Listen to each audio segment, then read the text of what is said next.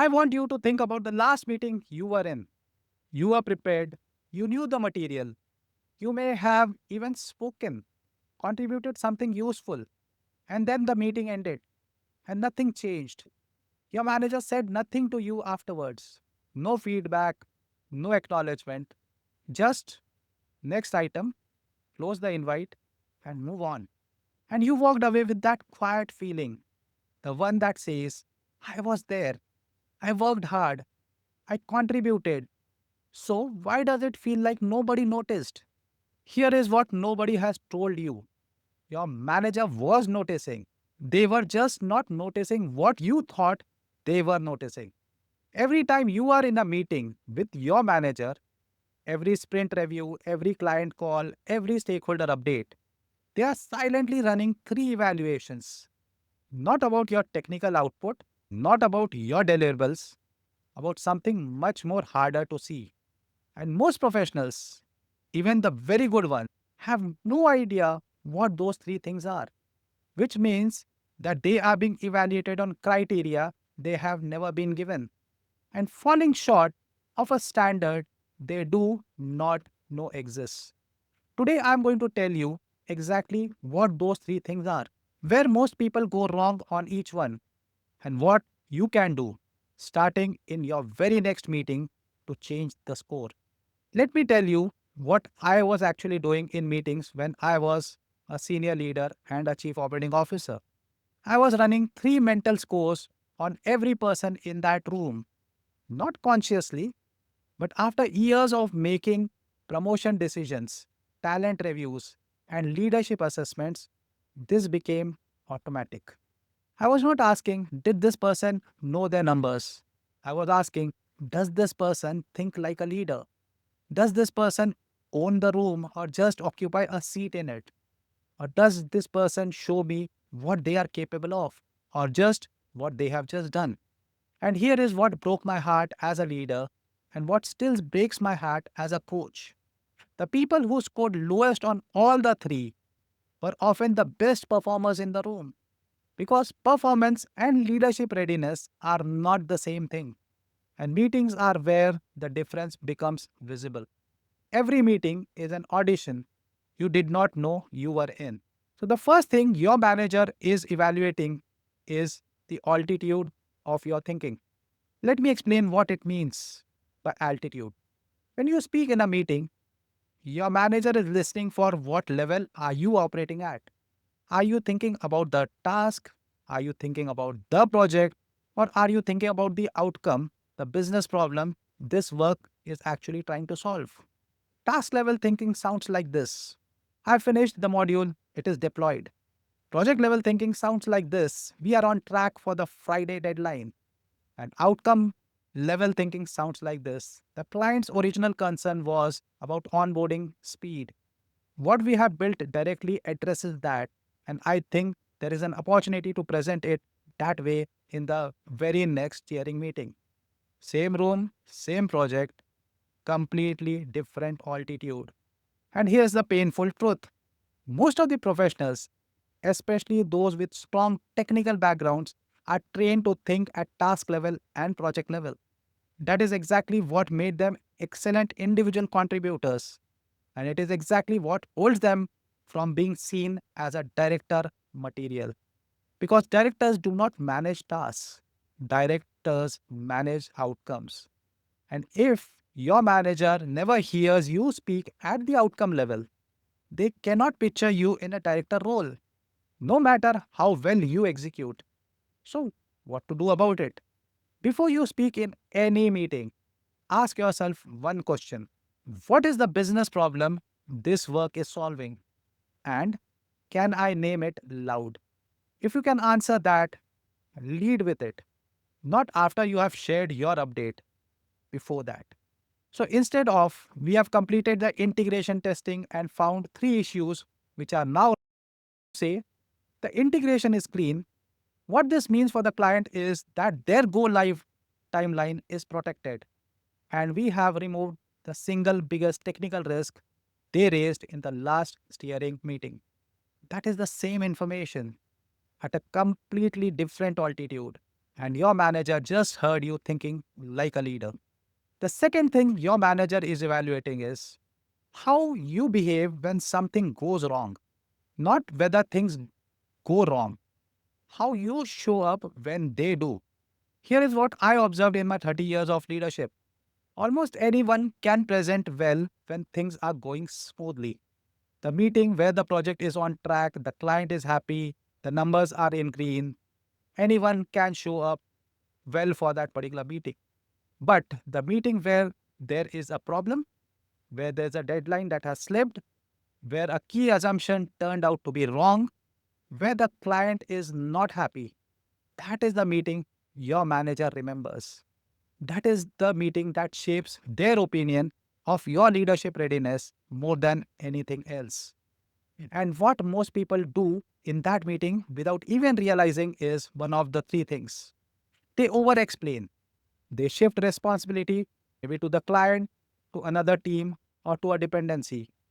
Or they just go quiet and wait for someone else to take the lead. None of these are leadership. What leadership looks like is something very specific.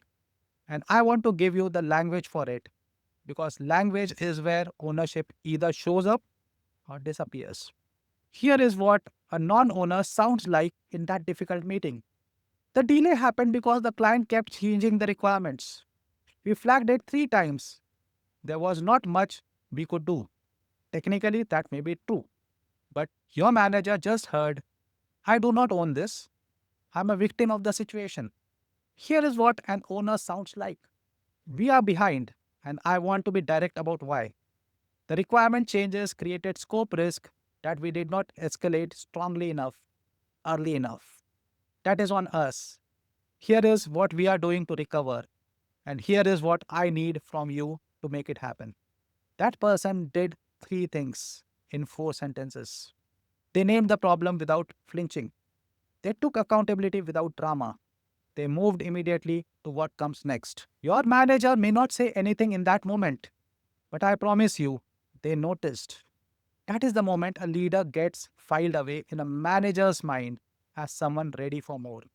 Ownership is not about being perfect, it's about being honest and being the person who moves things forward. So you now have two of the three things that your manager is silently scoring you on in every meeting. Attitude of thinking, are you speaking at outcome level or task level?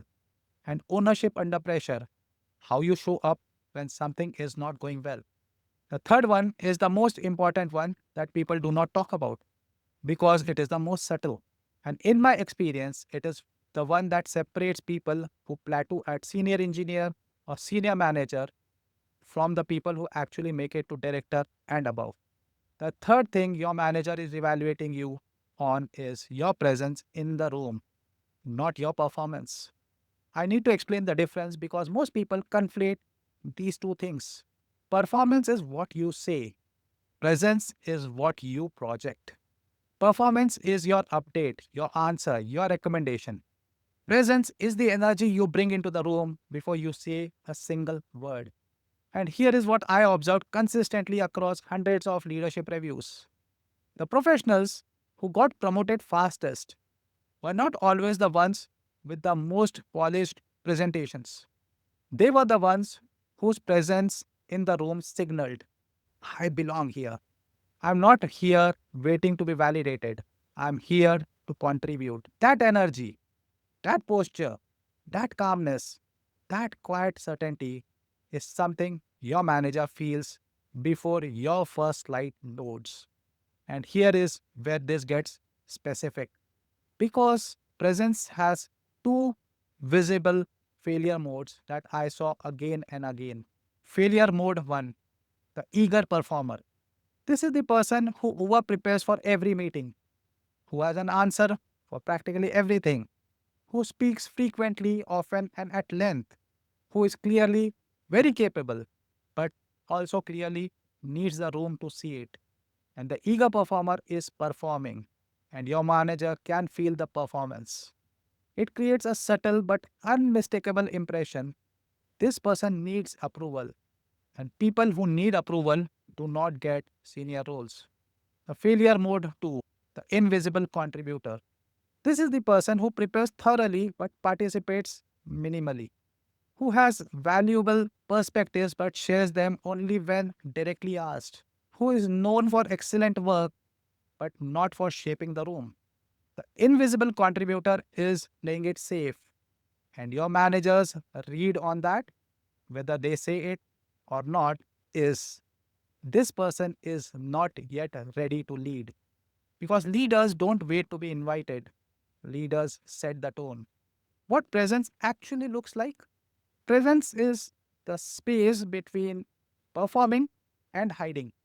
It looks like speaking deliberately, not frequently, asking the question that no one else asked, the one that reframes the problem, staying visibly calm when the room gets tense, and taking a position and holding it respectfully when challenged. The language of presence sounds like this. Before we move on, I want to name something I think we are not saying clearly enough. Real risk here is not the deadline, it is the client's confidence. And I think we need to address that directly in Thursday's call, not just the timeline. That person did not have the loudest voice in the room. They had the most grounded one, and that is presence. So let me bring all the three things together because they are connected. Altitude of thinking tells your man this person understands what actually matters. Ownership under pressure tells your manager this person can be trusted when things are hard. Presence, not performance, tells your manager this person is ready to lead a room, not just contribute to one. These are three things running in the background of every meeting you are in.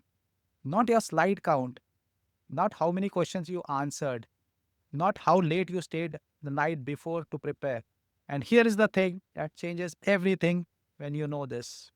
You stop trying to impress and start trying to demonstrate. Because impressing is about you, demonstrating is about the work and the people in the room who need something from you. That shift from wanting to impress to knowing how to demonstrate is the shift from being a high performer to being seen as a leader. I want to leave you with one practical thing. Before your next meeting, just one meeting, I want you to ask yourself three questions. Am I prepared to speak at the outcome level, not just the task level? If something goes wrong in the meeting, do I know how will I respond? And am I walking in there to demonstrate or to impress? This is not a script. This is a mental posture. And it takes about 30 seconds to build before you open the meeting link. Your manager is watching, and now, for the first time, you know exactly what they are watching for. Tell me in the comments which of the three caught you the most: altitude, ownership, or presence. Which one do you recognize in yourself, and which one do you want to work on? I genuinely want to know, and I read every single comment. If this gave you a new lens for how to show up, not just how to deliver or what to deliver, subscribe to the promotion code, my free weekly newsletter, where I share one insight every week from the other side of the table. The link is in the description. And if you want to go deeper on the communication piece, watch my video on how to stop saying I think in meetings and start sounding like a leader. Because altitude and presence starts with the words you choose. That video will change how you open your mouth in the next meeting. I'm Vijay Srinivasan, ICF PCC certified coach, former COO, and your guide to the other side of the table. I will see you in the next one.